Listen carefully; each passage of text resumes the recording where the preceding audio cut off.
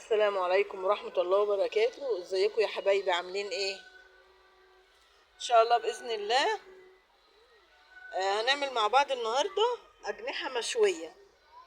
احنا تبلناها، غسلناها غسلة حلوة ونقعناها. وبعدين دلوقتي تبلناها اهو ببصل مبشور وقرفة وفلفل اسمر طبعا وصويا صوص والملح بتاعها. وان شاء الله احنا جهزنا اهو الفحم اهو. هنشوي مع بعض ان شاء الله كده ايه، واحده واحده، ولما نخلص هوريهولكم ان شاء الله. فاصل وارجع لكم. بصوا حبايبي، احنا بنحطها اهو، هنرصها كده في الشوايه، نحطها جناح جناح وما بنسيبهاش بقى، لازم نقلبها كل الاتجاهات لغايه ما تستوي. فاصل وارجع لكم. خلاص يا حبايبي اهي، مليناها اهي. هنقعد بقى نهوي كده عليها شويه، لما نحس ان هي اتحمرت شويه من تحت هنقلبها. حبايبي خدناها وش اهي، وقلبنا على الوش التاني شويه وهنقلبها تاني.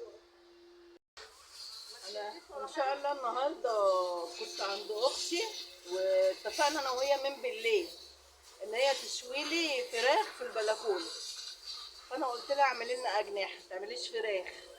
فجابت لنا بقى الاجنحه وتبلتها من بدري، وانا جيت لقيتها بقى هتبدا. قلت اما اصورها بقى مع اخواتي وولادي واوريها لكم. فاصل وارجع لكم. بصوا حبايبي، اللي استوى طلعناهم اهو. احنا بنحطهم في شنطه كده عشان يضطروا ما ينشفوش ويفضلوا سخنين فتره شويه يعني. اهو الباقي اهو. خلاص بقى، وهنرص الشبكه التانيه. طلعنا اول شوايه والتانيه اهي اهي اللي احنا جهزناها اهي. بنغطيها كده عشان تتكتم، تفضل سخنه وبعدين تتطرى. دي تاني واحده، في واحده تاني في الحله اهي. ان شاء الله اول ما نخلصهم هوريهولكم ان شاء الله. بصوا حبايبي، احنا عملنا معاها شويه رز ابيض، وان شاء الله هنعمل شويه سلطه كده. خلاص الرز استوى خلاص، لان انا جيت لقيت اختي مجهزه كل حاجه. الرز خلص وطفينا عليه. هنعمل بقى شويه سلطه، وده غدانا النهارده. بصوا حبايبي، الاكل اهو.